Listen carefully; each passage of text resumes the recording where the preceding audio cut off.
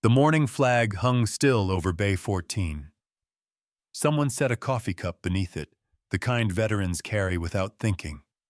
Inside the hangar, fans turned slow, brushing silence across a grounded F-16. "Radar's dead," a young tech said. The chief sighed, clipboard already halfway to close out. Behind them, a man with gray at his temples watched without a word. A faded unit patch winked in the light, older than anyone there. He stepped forward, resting 2 fingers on the console. The scope quivered like a coin catching sunrise. Nobody spoke. The hangar listened. The hangar smelled of metal and burnt coffee. Fans turned slow above Bay 14, while the flag outside tugged at the morning wind. "Radar's dead, sir," a young tech said. Another added, "Block 50 specs say replace the panel." Chief Hartley folded his tablet. "We've spent 72 hours. No one touches anything else." From the shadow by the toolbox, Colonel Ray Mercer stepped forward, coffee steaming in his hand. He didn't correct anyone, just looked at the jet like it was an old friend that had stopped speaking. Eli Potter, the youngest mechanic, stood by the ladder. "Sir, you need me to log this." Hartley waved him off. "Close it out. Radar's gone." Ray set his cup down. "Mind if I look?" "Please don't touch, sir," Hartley said. "Very sensitive hardware." Ray nodded and walked to the open panel. He hovered his palm, then rested it lightly on the cool face of the console. The bay seemed to inhale. Outside, the flag went still. "You can't feel a digital fault," one tech muttered. "Machines talk," Ray said softly. "They just don't raise their voices." Hartley sighed. "Sir, this is Block 50 avionics. Everything reads perfect. Everything except what moves when it tries to work." Ray replied. He closed his eyes, listening. Eli watched. The colonel's fingertips barely touched the metal, but somehow it felt like he was listening through it. A gust slipped through the hangar door, ruffling papers, but the hangar suddenly listened back. Hartley crossed his arms. "We follow procedure." "Of course." Ray smiled. "Let's give the procedure one more chance." Hartley hesitated. "Eli, run self-test at idle." Eli keyed the pad. "Baseline stable." "Then we're done," Hartley said. "Not yet," Ray murmured. "Bring her to 50%. That's off plan. Just for a moment."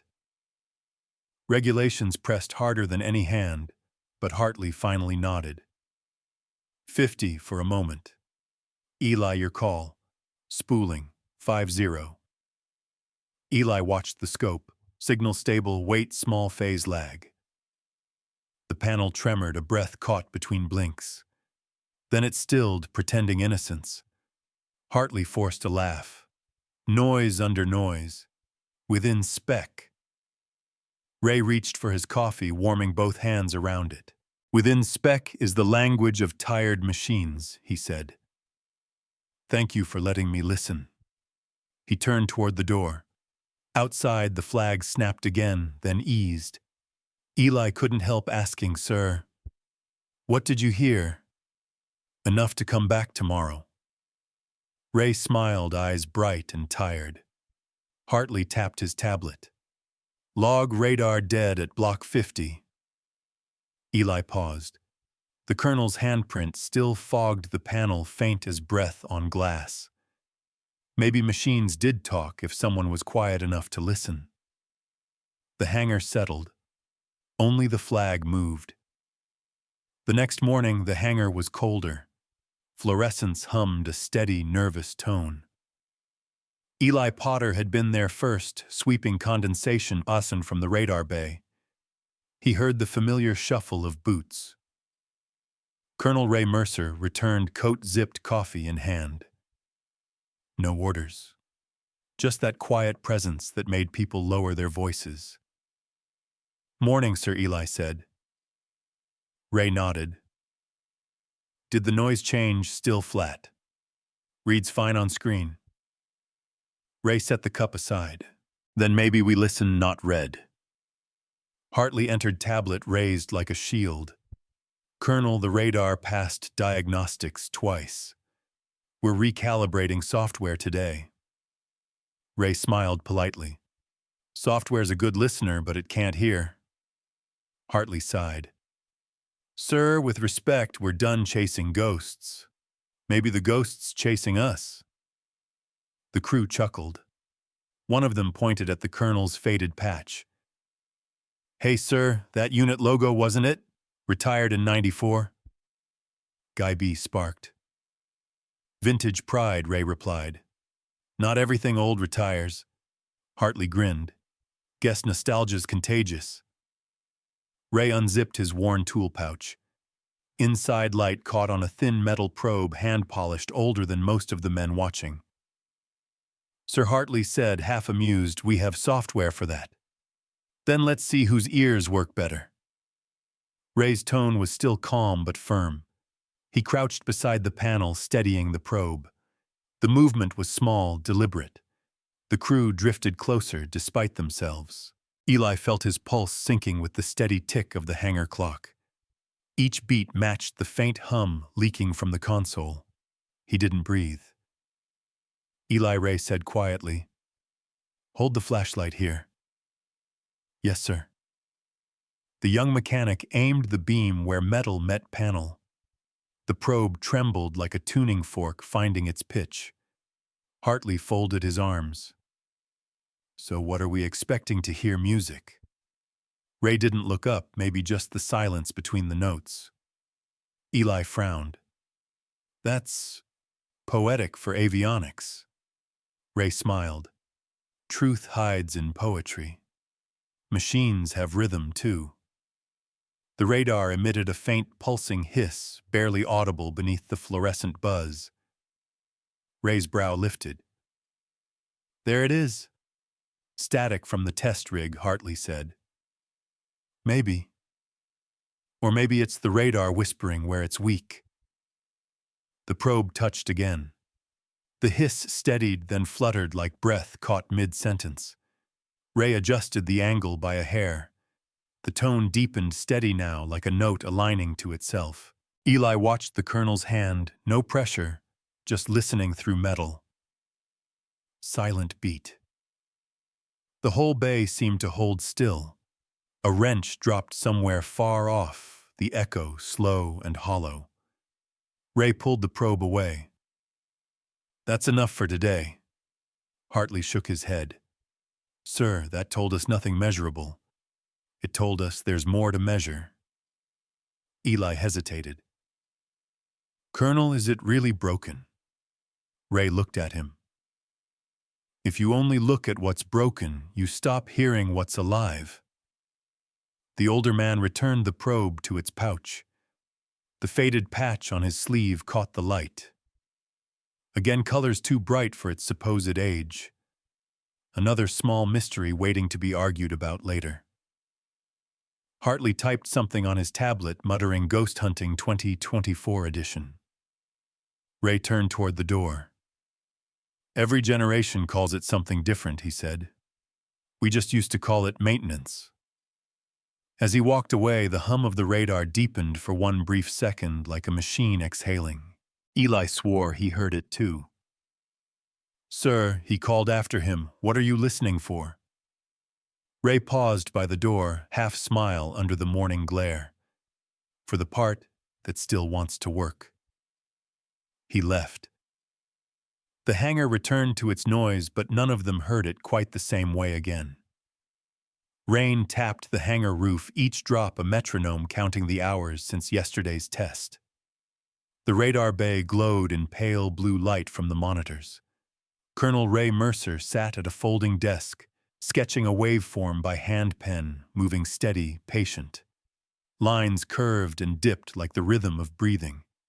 Across from him, Eli compared the drawn waves to the digital graph on his tablet. They don't match, sir. The computer says the pulse is clean. Ray didn't look up. Then the computer's never been tired. Hartley entered phone pressed to his ear, frustration already in his stride. Maintenance control wants a report in 30. I'm telling them this is over. Almost Ray said, calm. Just one more look. Hartley rubbed his temples. Sir, this isn't 1975. We don't solve radar faults with pencils and gut feelings. Ray smiled faintly. Maybe that's the problem. The crew glanced between them, unsure whether to laugh. The colonel's notepad looked small beside the rows of high-tech screens. Eli leaned closer to Ray's sketch. You see something we don't. I see where the silence breaks pattern, Ray said. The wave stutters once every 11 seconds. Eli checked the log. That gap's filtered out. It's noise. Noise is truth in disguise. Ray circled the troughs with his pen. Machines whisper before they fail. Hartley scoffed. Poetry again. Sir, I have to log your removal from the bay if you don't clear this area. Ray folded the paper slowly. Do what you must. The hangar lights flickered, buzzing once, then steadied. For a heartbeat, the drawn waves seemed to shimmer. Eli's hand froze on the tablet. Sir, he began. It just shifted. The pattern moved. Now you're hearing it, Ray said. Silent beat. The rain outside grew louder, matching the pulse on the screen. The radio on the bench crackled an old analog set long ignored. A voice warm and gravelly cut through the static. You still hear them, don't you, Ray? Eli looked up. Who's that, Whitaker? Ray said softly. Old mentor. Used to tell me machines don't quit. People stop listening. Hartley frowned. This is ridiculous. That radio isn't even powered. Eli checked the plug. It wasn't. The device lay cold, but the voice had been real. Ray touched the folded paper, eyes distant. Sometimes the past speaks through feedback. Hartley snapped. Enough. I'm sending command my final report. He turned toward the door, muttering about wasted hours and stubborn legends. Eli hesitated, watching Ray trace the curve one last time. The pattern repeated a heartbeat no algorithm could find. His fingers hovered over his phone. Then he typed fast. Sir, he found something. He hit send before courage could leave him. The fluorescent lights dimmed again, a stutter of shadow and hum. Eli met the colonel's gaze. Doubt slipped away like fog. Ray nodded once the smallest acknowledgement of trust transferred. Hartley's voice echoed from the hall. Ops wants that report in 10. Ray slipped the paper into his pocket. They'll get one, he murmured, written by the radar itself. The ceiling light buzzed louder, then quieted completely. The sudden hush felt alive. Eli whispered still. The numbers lied, and the silence told truth. Somewhere in that silence, a pattern waited, patient, invisible, undeniable. The day shift had nearly cleared the hangar when Hartley called it. Shut it down.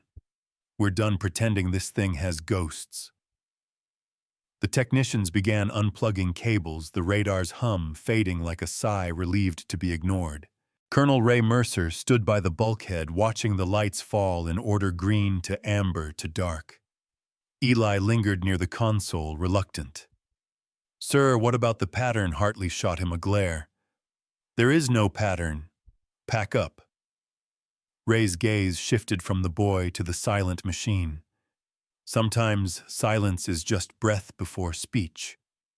Hartley turned. Colonel, with all respect, the board's ordered full diagnostic handoff. You're officially done here. For the first time, Ray stepped forward. Boots echoed against the floor like punctuation. Then I'll make this my last listen. Hartley raised his hand. Sir, you are not authorized, but Ray had already opened his pouch.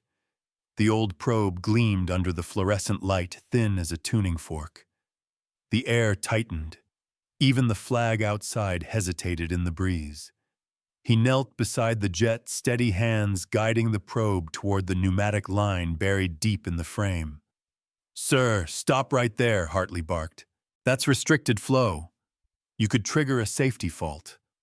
Ray didn't answer. The tip found metal. A faint, mellow hiss drifted through the line, soft, like the first note of a hymn. The hum built, blending with the whir of ceiling fans. Eli held his breath. Hartley moved closer, his clipboard trembling. I said, "Stop. You're violating procedure." The words struck like a gavel. Regulations pressed down, invisible and heavy. He was slammed by protocol, not by hands, but by the weight of rules that forgot why they existed. Ray kept still. The probe vibrated once and the radar flickered awake. One pulse, then two. The green sweep returned unsteady, then pure. Light bled across every surface. Dust motes spun through the beam like stars shaken loose. "Machines speak when you're quiet enough," Ray whispered. The quote hung in the air, half prayer, half law. Hartley froze, his mouth open, but empty. The radar's scope glowed brighter, painting his face in alternating bands of lime and gold. "Impossible," he muttered. Ray straightened, setting the probe aside.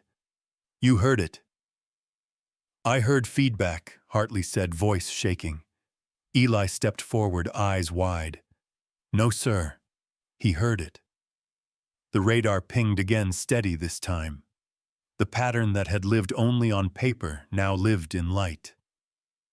Outside, the clouds parted enough for sunlight to spill through the hangar windows. The rays struck the metal skin of the jet, scattering reflections like fragments of stained glass.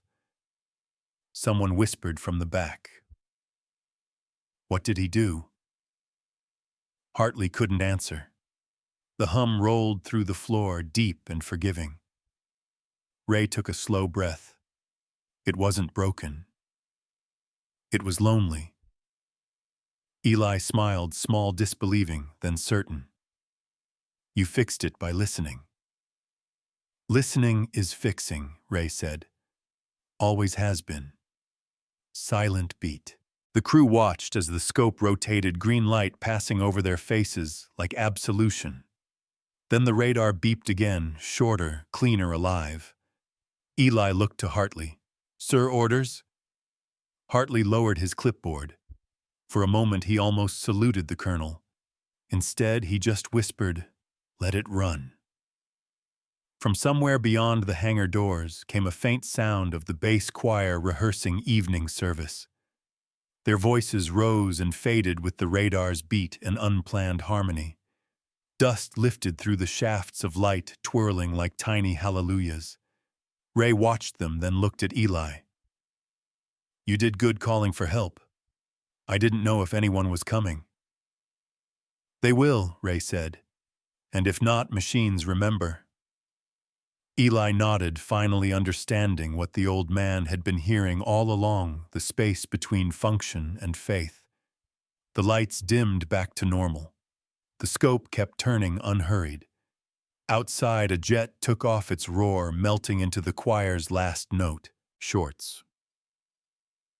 Moment two flared their scope, relighting dust, dancing in the beam, song fading as silence returned. By morning, the hangar smelled less like defeat. The air carried the faint scent of fresh coffee instead of ozone. Eli Potter arrived early again, half expecting the radar to have fallen silent overnight. But it hadn't. The scope hummed in a steady rhythm, patient and alive. Hartley stood beside it, hat in hand.